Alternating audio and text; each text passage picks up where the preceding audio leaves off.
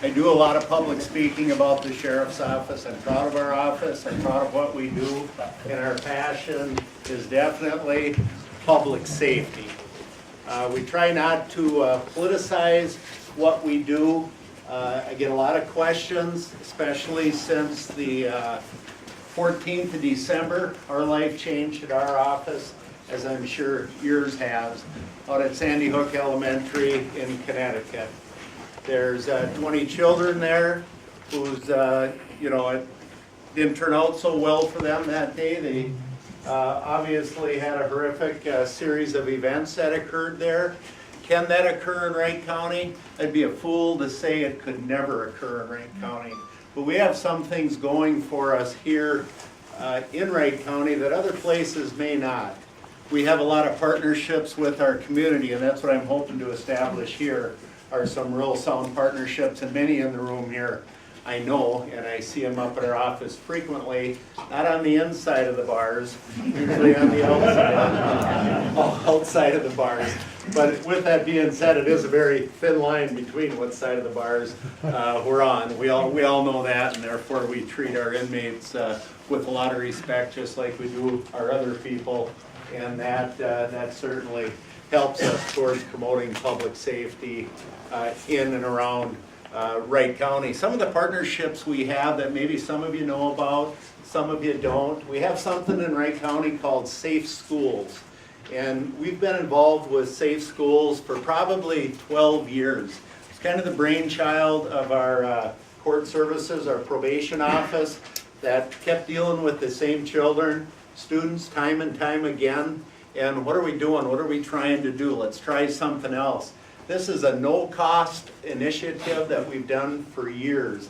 Anybody that has a stake, generally in county government, in the schools, cities, that have a stake in a safe environment for our children to learn, safe place for them, period, is at these meetings. We meet monthly or bi-monthly in every school district in Wright County, including Rogers, which is located in Hennepin County, but many of our students from St. Michael, Albertville, and Otsego go to the Rogers, Elk River, Zimmerman school districts, so we're there. We meet, Buffalo's probably our largest. We have Bill Tregaskis from Buffalo Mental Health, who shows up at these, and he has a partner that shows up at the ones in Monticello. And so we sit down with everything from public health, the superintendents, the staff at the school, counselors, human services, sheriff's office, county attorney. We're at every one of those. And what we do is we just kick ideas around, or if the school's dealing with maybe a struggling student, chances are our office is dealing with that child in the home, on the streets, out and about, and chances are the courts are dealing with them, county attorney's probably dealing with them, and the child is probably on probation already. So it's just a way to really go after or prevent things that may happen, and maybe they haven't happened in Wright County because of some of those. We also have something called Safe Communities in Wright County. It's a collaboration of traffic professionals, law enforcement, county attorney, again, a lot of the same people. We have an executive director trying to keep our roadways safe. And how we do that, we don't go out and have a fundraiser. Some people think you just have to keep hitting people in the pocket to get them to slow down. We offer a few alternatives. We have what's called a Drive Right program. It's kind of a play on words, right, as in Wright County. So if I stop you for speed or a petty misdemeanor, and by petty misdemeanor, that's defined, it's not a crime. We get people come to our Drive Right class rather than have them go to court, pay a fairly hefty fine. They can come and listen to our executive director speak on traffic crash facts, listen to me drone on for about an hour or so. Their ticket disappears, doesn't go on their driving record, doesn't affect their insurance, and they're out the door. All the evals, we've had 7,000 people, I believe, through there in the past 7 or 8 years, have all been fantastic. People haven't had a driver's ed class since they were 15 or 16. We had a woman in class last night. I was involved with the class, born in 1930. Probably never had a ticket before, and we've had kids as young as 16 because we also offer a teen Drive Right. Now we packed the house tonight. Right when I got here, somebody said, are you a little worried about the number of people here? And I said, no, I have a door right here. I have Mike Ginley guarding the door, but I outweigh him by about 40 pounds. I think I could. I have my wingman, my backup, Joe Marks, right next to me here. Joe and I served on the city council over in St. Michael for a number of years, and he's still on it. Plus, I'm not the fire marshal, and Buffalo Fire Chief, if you're listening, you really should be here now. If I time it right, be here in about a half hour. So that's how it works. But I know most of you folks are here today regarding Second Amendment. Since the 14th of December, believe me, I've been inundated. A lot of you in the room here has called me. I mentioned a name earlier, Tom. He called me the other day, the fellow that's right down driving the bus down to the legislature. I was following some of it on TV today. I think Channel 22 has the House hearings. I think they're discussing House File 241 today. I think there's about 6 House files that they're kicking around. The Minnesota Sheriff's Association, which is comprised of all 87 of us sheriffs, and most of us are on the same page. We have a lobbyist that we use, similar to the NRA uses a lobbyist, other groups have them. And his name is Eric Hyland. He's been with us for a number of years. Jim Franklin is our executive director, just lives across the border in Hennepin County, down near Delano. Those folks are really in tune with what's going on down at the legislature. And our local legislators, I know we have some new ones now, have always been really responsive. I've been able to call Joel McDonald, Dick Burrell, doesn't matter who they are. They generally get back to me, Tom Emmer, they'll call me from the House floor or wherever they are, just to let me know what's going on items that are near and dear to my heart, and that's public safety. With that being said, we've got probably 4,800 permit to carry holders in Wright County since we started issuing them.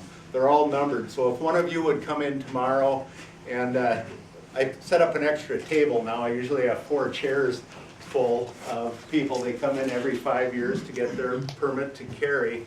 And we audit those every year to find out, do we have any crimes of violence that would prohibit somebody from carrying a firearm? Those people that are already permitted to carry them. We just got done with the 2012 audit, and I'm happy to report we had 0 crimes of violence committed by any of our permit holders, which is good.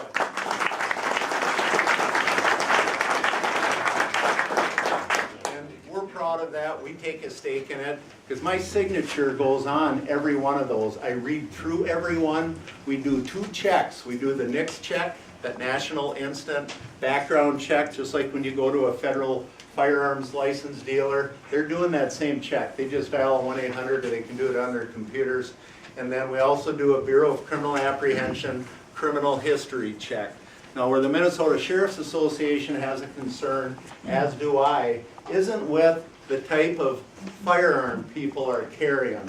The big push right now that I'm just reading in the paper, like all of you are, I'm as concerned as anyone, is what they term assault rifles.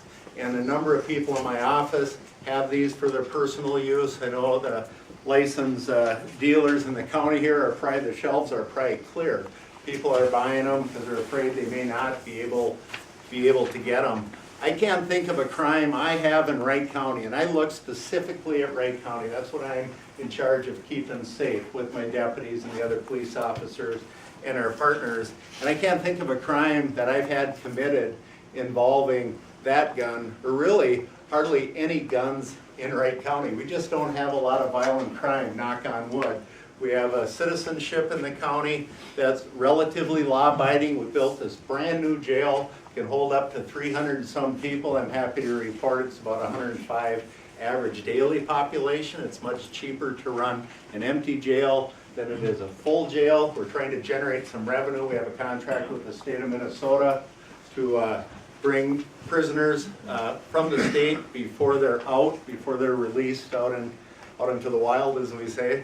And we get paid $55 a day to bring them there, and we can actually generate revenue. I think we only have 4 or 5 right now. We'll take up to 176, because that's the tipping point where I'd have to add staff. We're mandated by the Minnesota Department of Corrections on what we need for a ratio from COs, correctional officers, to inmates, and that's basically a safety a safety feature.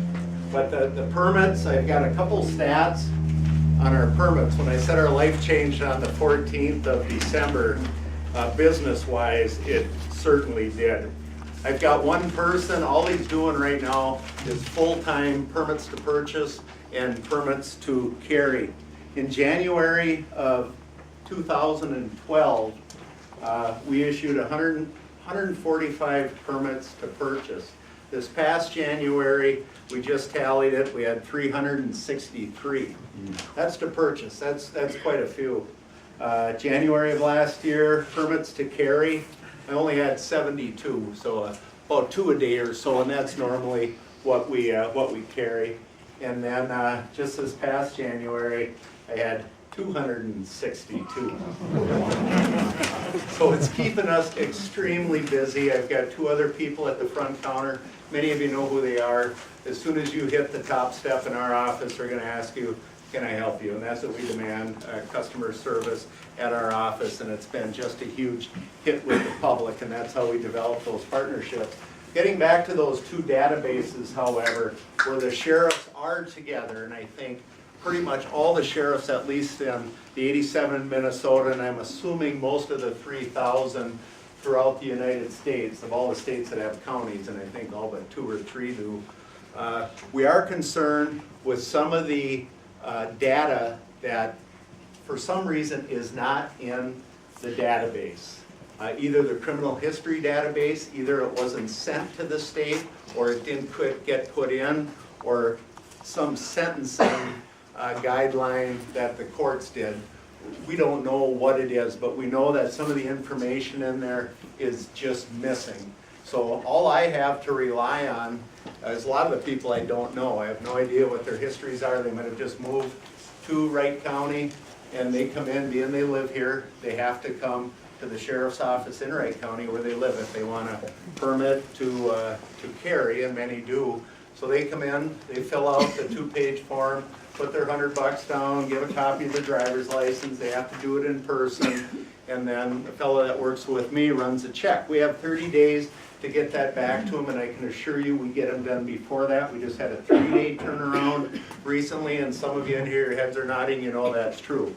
And we do that. Again, law-abiding folks, we don't want to encumber you with waiting. You might have that gun you want to purchase, and you can't get it because your permit expired and you need it. So we try to work with people that way. That next background check that they do at the various firearms dealers, a lot of missing information in there too. It's each state, it's voluntary to put things in there.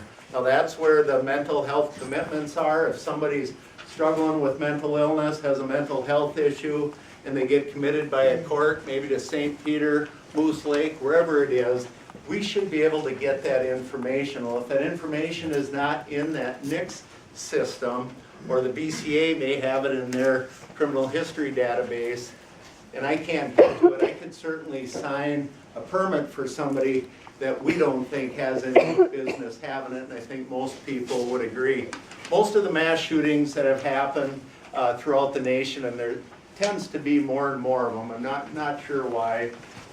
Most of them don't involve the assault rifle type. One in Sandy Hook obviously did. But the common denominator tends to be mental illness. Rich Stanek, my partner down in Hennepin County, brought a proposal to the Minnesota Sheriff's Association. We had a news conference probably 3 weeks ago Wednesday, or 2 weeks ago Wednesday, down at the Senate office building in St. Paul. And that's what we talked about. None of the sheriffs talked about restricting certain firearms, certain magazine capacities. The one I carry has 15 plus one in the chamber. It's pretty common to have those number of rounds, but the sheriffs aren't talking